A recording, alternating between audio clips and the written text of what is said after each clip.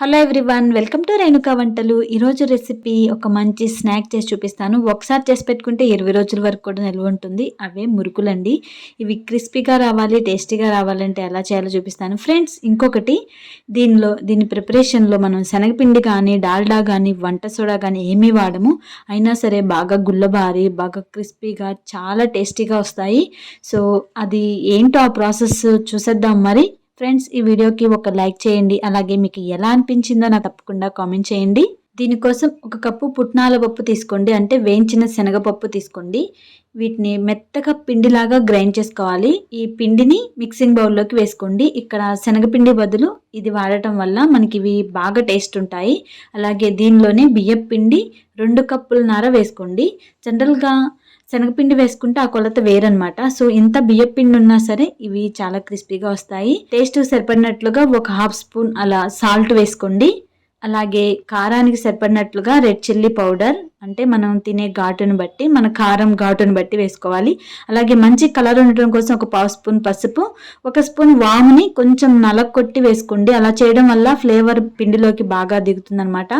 ఇప్పుడు ఇంగ్రీడియంట్స్ అన్ని ఇలా కలిపిన తర్వాత బాగా వేడిగా ఉన్న ఆయిల్ 2 టేబుల్ స్పూన్ల వరకు వేసుకోండి. ఇక్కడ ఇవి బాగా పొంగడానికి వంట సోడా వేయటం అవసరం లేదండి. ఇలా వేడిగా ఉన్న నూనె వేయటం వల్ల ఇవి బాగా గుల్లబారుతాయి అనమాట.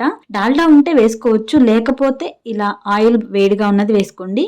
ఇప్పుడు ఈ ఆయిల్ని పిండిలో ఉండలు లేకుండా పిండంతా కలిసిపోయేటట్లుగా ఇలా ఫస్ట్ కలుపుకోవాలంటే ఆ ఉండల్ని చిదిమేస్తూ పిండిని మొత్తం కలుపుకున్న తర్వాత కొన్ని వాటర్ పోసుకుంటూ ఈ మురుకుల పిండి చపాతీ పిండి ముద్దలాగా కలుపుకోవాలి. అంటే మరీ లూజ్గా ఉండకూడదు, అలానే మరీ గట్టిగా ఉండకూడదు, కొంచెం సాఫ్ట్గా ఉండేట్లుగా కలుపుకోండి. ఇలా పిండి కలుపుకున్న తర్వాత 1 నిమిషం బాగా ఇలా కలపండి. ఇలా బాగా నీట్ చేయడం వల్ల పిండి సాఫ్ట్గా వస్తుందన్నమాట.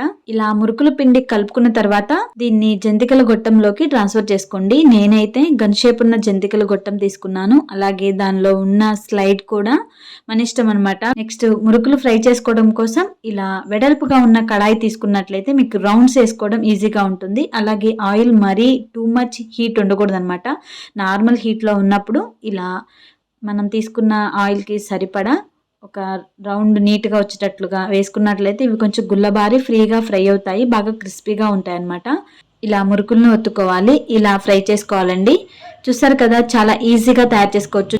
చూడండి, ఈ విధంగా అన్నీ ఫ్రై చేసుకున్న తర్వాత కొన్ని కరివేపాకు ఆకులు ఫ్రై చేసుకొని వేసుకోండి ఫ్రెండ్స్. ఈ ఫ్లేవర్ చాలా బాగుంటుంది. ఒకసారి మీరు ట్రై చేసి మీకు ఎలా ఉందో నాకు కామెంట్ చేయండి. సో చూడండి, మనకి మురుకులు అనేవి రెడీ అయిపోయాయి. నేను తీసుకున్న ఈ కొలతలకి నాకు ఇన్ని వచ్చాయి.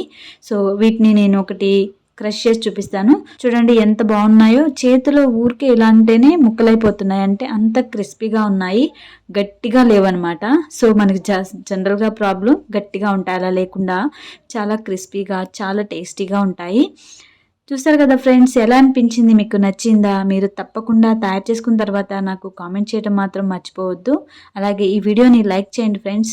మరిన్ని వెరైటీ రెసిపీస్ కోసం రేణుకా వంటల ఛానల్ని సబ్స్క్రైబ్ చేసి సపోర్ట్ చేయండి. Thank you for watching.